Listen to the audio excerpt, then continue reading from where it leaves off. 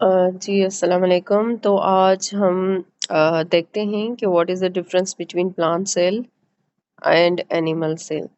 तो ये मैंने ड्रॉ किया हुआ है प्लांट सेल। तो पहले हम इसको लेबल करते हैं। जो ये आउटर कवरिंग है, this outer covering is known as cell wall, and after that another covering is known as cell membrane, which is also known as plasma membrane.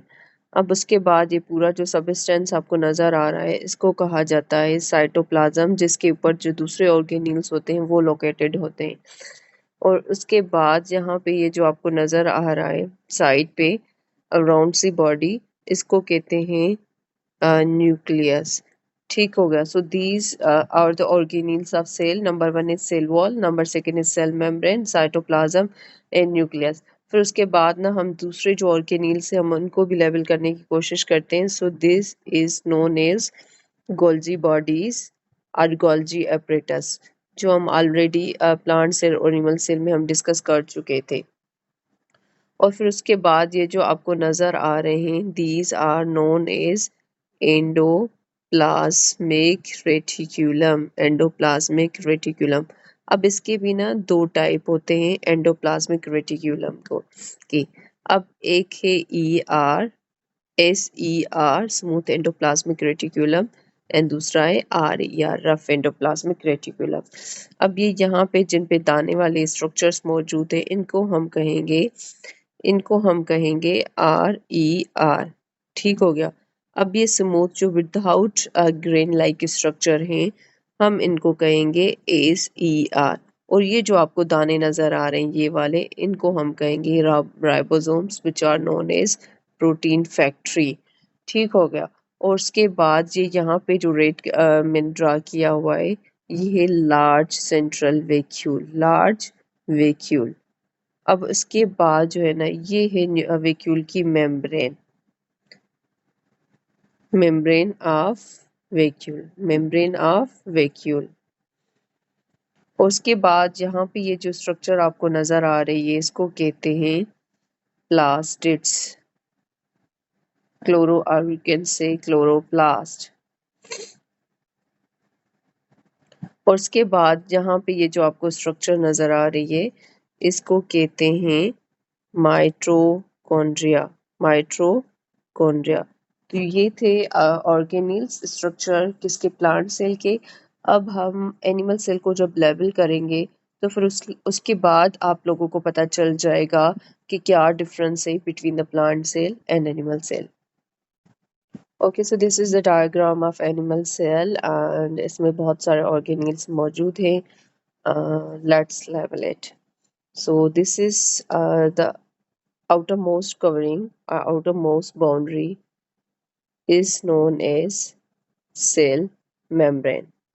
Cell membrane or plasma membrane, and this is the nucleus, nucleus, and this is nuclear membrane because nucleus is a membrane bounded organelle, so that's why it is a membrane which is known as nuclear membrane. And after that this is cytoplasm, जहाँ पे जो दूसरे substances होंगे, जो दूसरे organelles होंगे, जो दूसरे parts होंगे वो लोकेटेड होंगे एंड वो मौजूद होंगे। सो यहाँ पे आप हमको हमें नजर आ रही है mitochondria which is known as the power house of cell. उसके बाद यहाँ पे हमें नजर आ रहे हैं राइबोसोम्स, और यहाँ पे हमें नजर आ रहा है स्मूथ एंडोप्लाज्मिक रेटिकुलम। अब ये जो एंडोप्लाज्मिक रेटिकुलम होते हैं ना ये बिल्कुल लोकेटेड होते हैं नियर द न्यूक्लियस, और जो रफ होंगे वो बिल्कुल after immediate the nucleus, and when they lose ribosomes तो वो क्या हो जाते हैं, स्मूथ एंडोप्लाज्मिक रेटिकुलम हो जाते हैं। So you can see here there are rough endoplasmic reticulum are located after the nucleus, rough endoplasmic reticulum।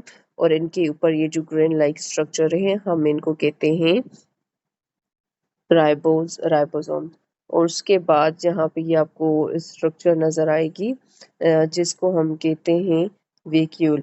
और यहाँ पे ना एनिमल सेल में ना आपको मोर देन वन वैक्यूल जो है वो नज़र आएगा। मीन्स यहाँ पे ज़्यादा वैक्यूल होते हैं जो टेम्पररी भी होते हैं, नीड के अकॉर्डिंग जो है वो जनरेट हो जाते हैं और फिर वो गायब हो जाते हैं।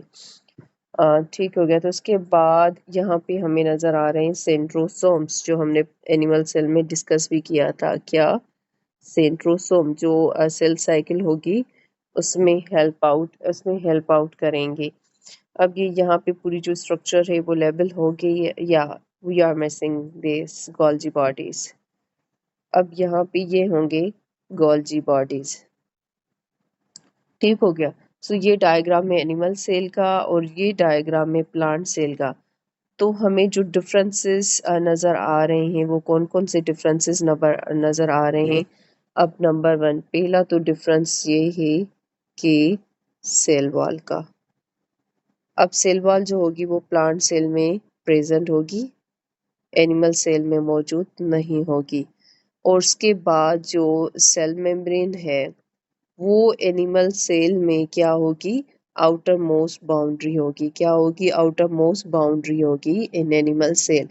But when we talk about the plant cell, उसमें जो सेल मेम्ब्रेन होगी ना वो सेकेंड लेयर होगा। ठीक हो गया। और उसके बाद जो थर्ड हमारे पास डिफरेंस है वो ये डिफरेंस था कि प्लांट सेल में ना लार्ज एंड सेंट्रल जो वैक्यूल होगा वो मौजूद होगा, और एनिमल सेल में स्मॉल वैक्यूल्स मौजूद होंगे, बल्कि एक लार्ज वैक्यूल मौजूद नहीं होगा। और उसके बाद जब हम एनिमल सेल की बात करेंगे तो वो न्यूक्लियस क्या होगा, उसमें न्यूक्लियस सेंटर पे होगा।